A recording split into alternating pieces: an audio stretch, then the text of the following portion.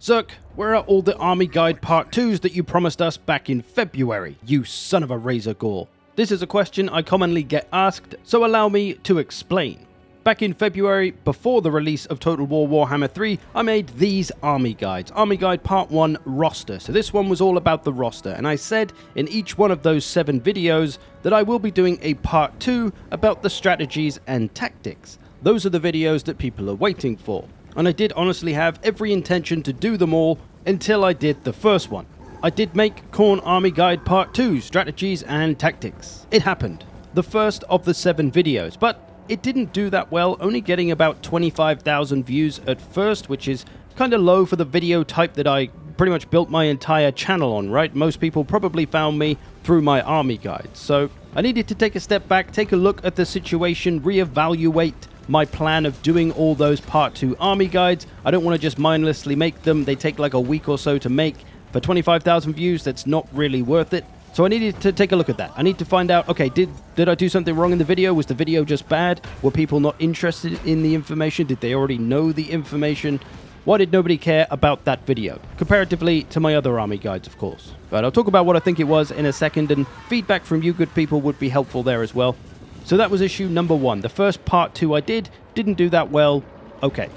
The issue number 2 is that in August, 3 or 4 months after I made Army Guide Part 2 for Khorne in April, the Champions of Chaos DLC came along and brought a whole bunch of new units to Khorne's roster, thus changing the way the faction plays somewhat, with new units that would fill in holes that the roster had before. The army now had cheap infantry, which it didn't have before, so that kind of changed up their potential playstyle and army builds and stuff. So my Army Guide Part 2 became kind of redundant. Still, some of the points apply, it still kind of works the same for the most part, but it still kind of needs updating already, right? Only 3 months after I made it. So you can see why I've got some hesitation on making the rest of those Part 2 army guides, because I don't know what's going to happen to the factions and whether my video is going to be made redundant in a few months or maybe a year or so. Probably safe to assume that some of the Chaos factions won't get too much new for a while, but Kislev, Ogre Kingdoms, and Cathay probably are due an update as all the Chaos factions got updates, so naturally I'm going to stay away from those 3 factions for now. And that's pretty much it. Those are the big 2 reasons why I haven't made any more of those Part 2 army guides. I do still intend to make them in some form, but they might be different, a little simpler, maybe a little shorter. I'm not sure yet. I'm probably going to try something different for the next DLC faction. I'll still probably make a separate roster video as a Part 1 and then do a Part 2 of Strategies and Tactics, but it may be, like I say, a little bit different than perhaps in the way I did the Khorne 2 Army Guide. I still want it to be just as informative, still just as useful, but I think part of the problem with the Khorne Army Guide Part 2, and I guess with all of my other guides, is that they kind of seem like they're more geared towards multiplayer, which really was never my intention with any of the army guides. I just like explaining how the faction works, based on their stats, based on their strengths and weaknesses, how they were designed as a faction to operate. The thing is that when you play a faction in multiplayer, they do come with the limitations that they have to play the way they were built.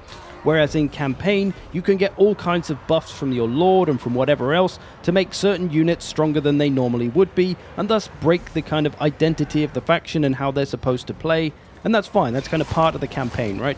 But it does mean that my army guides are maybe not as useful for campaign, because when I say, oh, this unit is not that good at this, well, you can make it good at this if you give your lord certain skill points, you give it items, you do whatever, you can make units stronger than they normally would be. So I think the Khorne Guide Part 2 maybe seemed like it was supposed to be geared at multiplayer a bit more, but it really wasn't meant to be. I've kind of stepped away from multiplayer a lot with Warhammer 3, focusing more on campaign. And maybe that's something I'll do in the future Army Guide Part 2s, is that I'll put a section on campaign in there, on how to use the units where. If it's useful, I don't know, you tell me what you would find useful. What do you struggle with in campaign with your army? Is there anything, or does it not really need that kind of information? You let me know.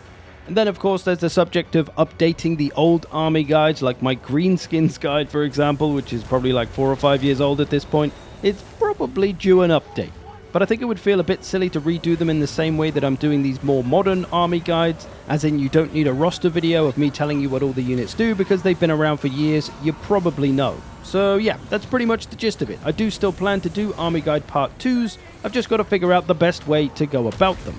Feel free to let me know any feedback you have. Do let me know your thoughts. What do you like about the army guides? What don't you like? What do you think's useful? What's not useful for you personally?